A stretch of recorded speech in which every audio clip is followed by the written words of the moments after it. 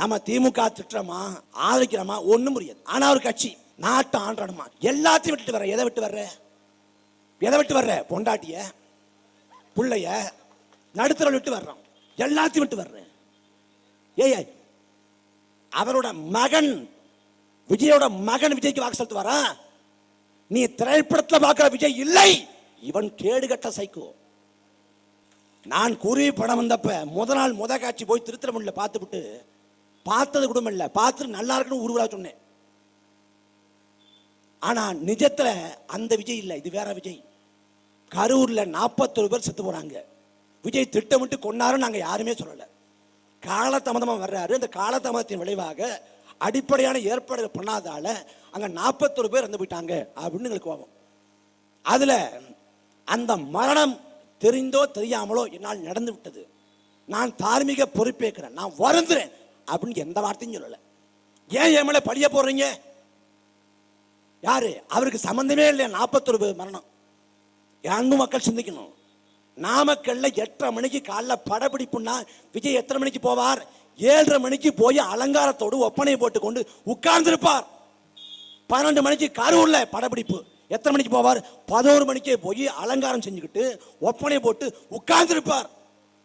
ஆனால் படப்பிடிப்புன்னா நேரத்துக்கு போகக்கூடிய விஜய் அவர்கள் பரப்புரை என்ற போது எதற்காக 7 மணி நேரம் காலதாமதமா போனாரு? ஏன் போனாரு? அந்த காலதாமதம் திட்டமிட்டு செய்யப்படுது. அதன் விளைவாக 41 உயிர் போச்சுங்க. ஒருத்தர் 2 பேர்ல 41 பேர் செத்து போயிட்டாங்க. ஆனா குறைந்தபட்சமான குற்ற உணர்ச்சி இல்ல.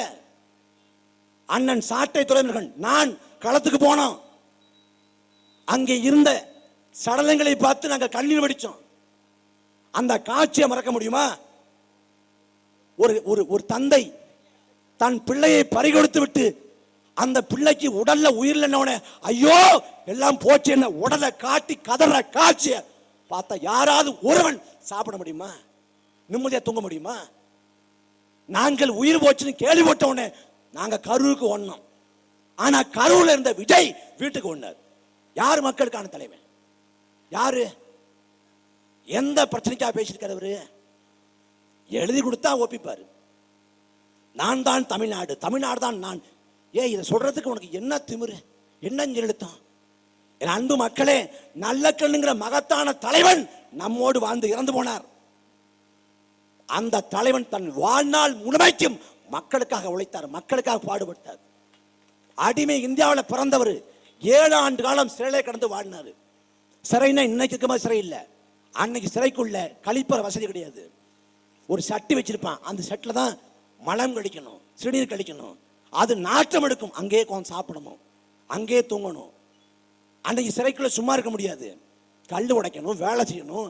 அப்படி கொடுஞ்சிறை தன் இளமை காலத்துல 7 ஆண்டு காலம் சிறையிலே கிடந்த வாடியவர் ஐயா நல்லக்கண்ணு. வெள்ளைக்காரன் தலைகளாக கட்டி தொங்க விட்டு மீச முடியை சுருட்ட வச்சு பொசுக்கி சித்திரதை பண்ண அடிமை இந்தியாவில் பாடுபட்ட தியாகி நல்லக்கண்ணு.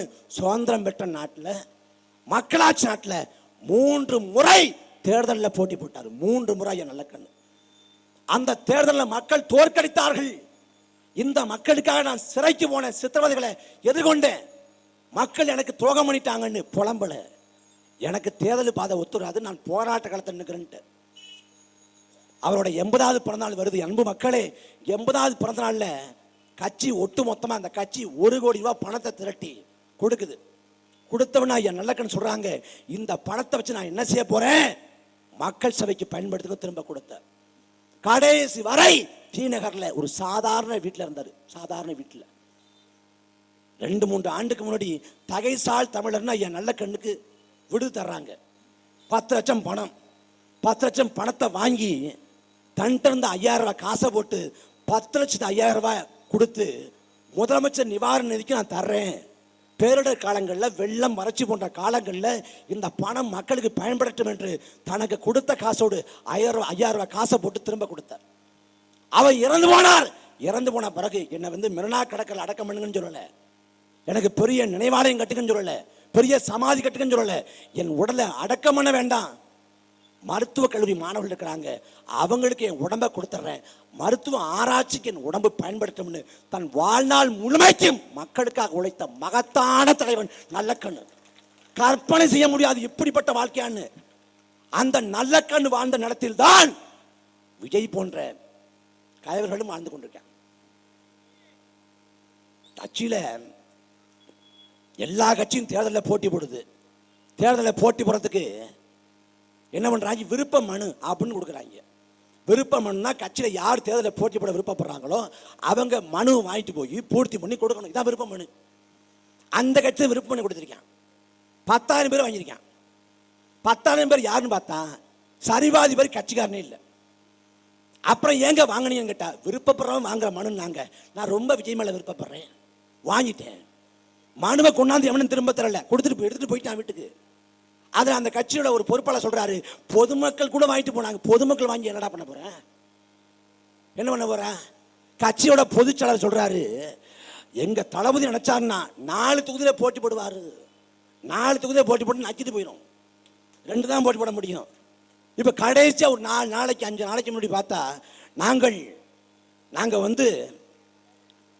ஒரு நீதிமன்றம் அமைப்போம். அந்த நீதிமன்றத்துக்கு பேர் என்ன, அஞ்சலைமாள் நீதிமன்றம் வைப்போம்ட்டாரு. நீதிமன்றத்துக்கு எங்கேயுமே இந்தியாவில் பேர் வைக்கப்பட்டது இல்லை.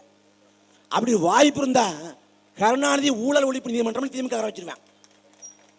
ஏன்னா அவன் எல்லாத்துக்கும் பேர் வச்சான்ல, நூலகம், பாலம், மருத்துவமனை எல்லாத்துக்கும் வச்சுட்டான். கருணாநிதி ஊழல் ஒழிப்பு நீதிமன்றம் வச்சிருவேன். ஏன்னா நீதிமன்றத்துக்கு யாரு பேரும் வைக்க முடியாது. சட்டத்தை இயற்றிய அண்ணல் சட்ட மேதை அம்பேத்கர் பேர் கூட எந்த நீதிமன்றத்துக்கும் இல்லை. இது அடிப்படை அறிவு.